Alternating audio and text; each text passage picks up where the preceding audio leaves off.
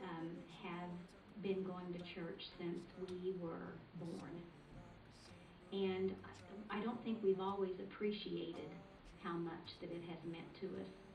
But over the years, we've been through several instances in our lives where we have needed the community of faith.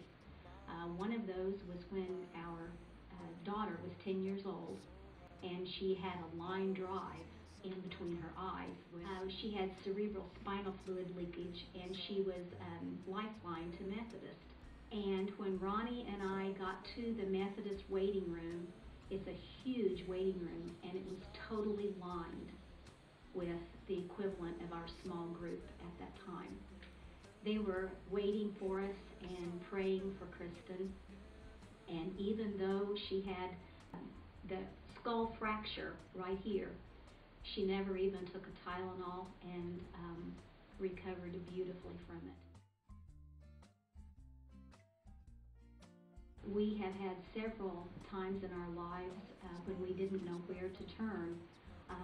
One was when we finally recognized that our son was addicted to meth, and we were in a small group at the time, and through their support we were able to arrange an intervention for our son through prayer and telling God that we didn't know where to turn, we didn't know what to do.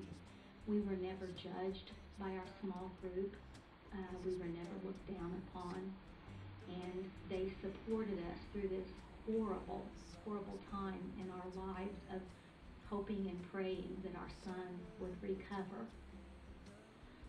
On the night of July the 7th of 2007, we got a telephone call right before midnight, and it was one of our son's friends saying that he had been in a horrible motorcycle accident.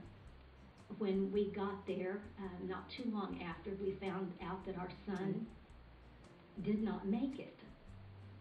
And once again, by the time we got back to our house at about 2:30 in the morning, our whole house was filled with people from our small group who had gotten up in the middle of the night to come and show their support for us.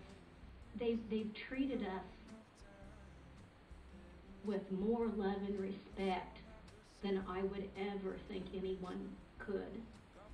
And this is because of the closeness that we formed and the trust that we had in each other and our faith that we shared. And it has helped us to make it through the awful terrible.